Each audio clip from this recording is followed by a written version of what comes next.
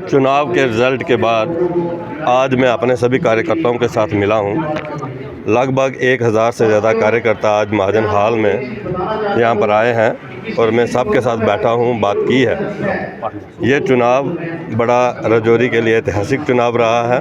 राजौरी विधानसभा से हमारे जनाब इफ्तिखार साहब जो हैं, जो कांग्रेस के उम्मीदवार हैं, वो यहाँ से जीते हैं।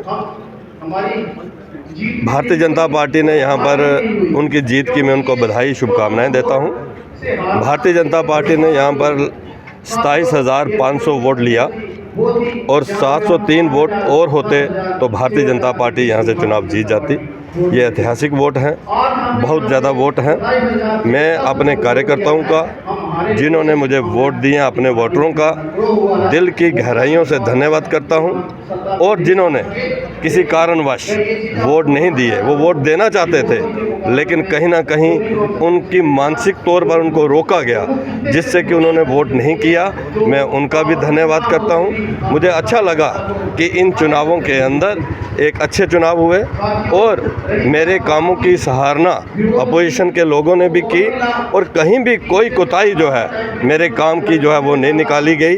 इसके लिए राजौरी की जनता का मैं धन्यवाद करता हूं। जब चुनाव यहाँ पर शुरू हुआ, चुनाव शुरू से ही मेरे बड़े ही एक मित्र जो कि एक बड़ी सीनियर पोस्ट से रिटायर हुए हैं और भारतीय जनता पार्टी की सरकार ने उन्हें एक उच्च पद पर भी बैठाया, वो उन्होंने ये कहकर कि यहाँ पर कम्युनल फोर्सेस को हमें रोकना है, इसलिए मैं विड्रा करता हूँ और कांग्रेस अलायंस के हक़ में विड्रा करता हूँ।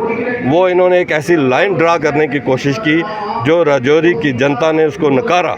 मुझे 7,000 से ज़्यादा मुस्लिम समाज के वोट जो हैं मिले हैं, लेकिन कहीं ना कहीं उन्होंने जो एक लाइन दी, वो आखिर के 3 दिनों के अंदर उस लाइन ने थोड़ी सी और ताकत पकड़ी। मैं यहाँ ये कहना चाहूँगा, यहाँ पर जो 3 उम्मीदवार यहाँ पर खड़े थे, पीडीपी के उम्मीदवार थे, अपनी पार्टी के उम्मीदवार थे और एक आज़ाद उम्मीदवार थे, तीनों ने मिलकर 6500 वोट लिया। वो जो एक, मैं ये कहूँगा कि नेशनल कॉन्फ्रेंस, कांग्रेस और पीडीपी, इन तीनों ने मिलकर 45% वोट लिया और भारतीय जनता पार्टी ने अकेले यहाँ पर 43% वोट यहाँ पर लिया। ये अपने आप में एक बड़ी बात है, ऐतिहासिक बात है। विबोध गुप्ता 1996 में मैंने पहला चुनाव लड़ा, 6200 वोट लिया।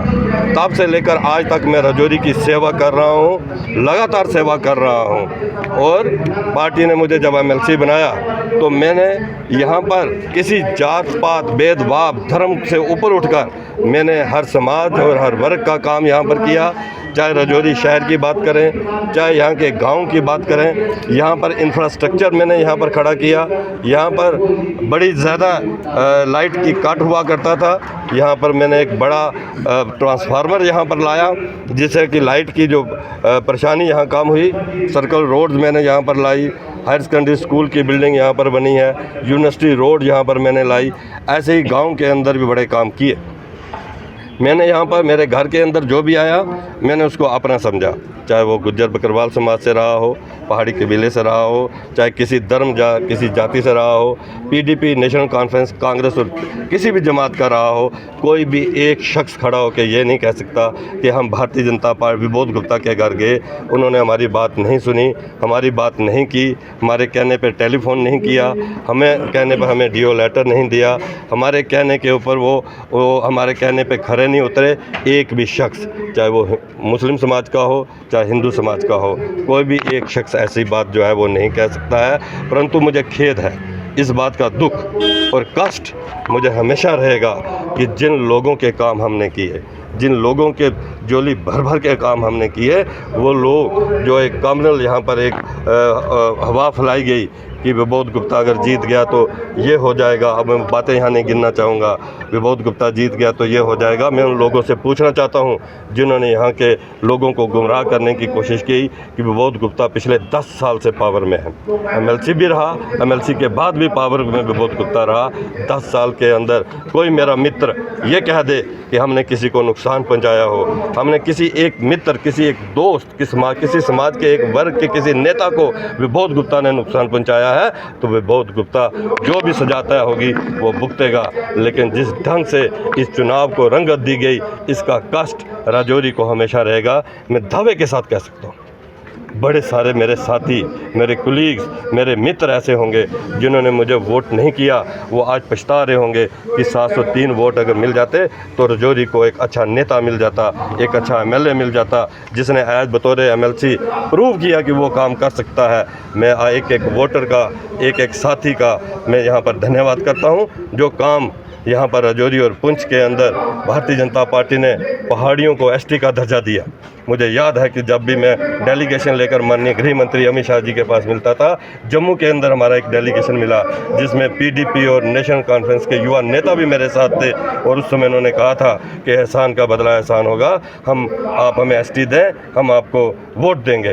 लेकिन राजौरी और पुंछ के अंदर बड़ी मात्रा में यहाँ पर वोट मिले हमें। थना मंडी के अंदर 26,000 से ज़्यादा वोट मिले, और हमें स्वर्णकोट के अंदर 23,000 से ज़्यादा वोट मिले। वैसे ही मेंढर पुंछ की बात करें, हमें वोट मिले, लेकिन वोट उतने नहीं मिले जिससे कि हम चुनाव जीत सकें।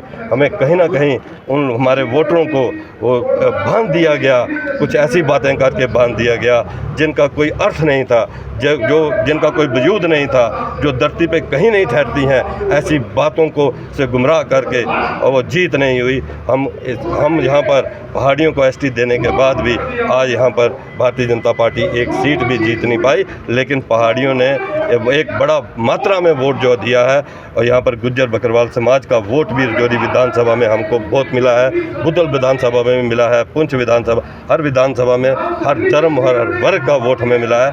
हम सब का धन्यवाद करते हैं, लेकिन मैं इतना ज़रूर कहना चाहूँगा अपने वोटरों से।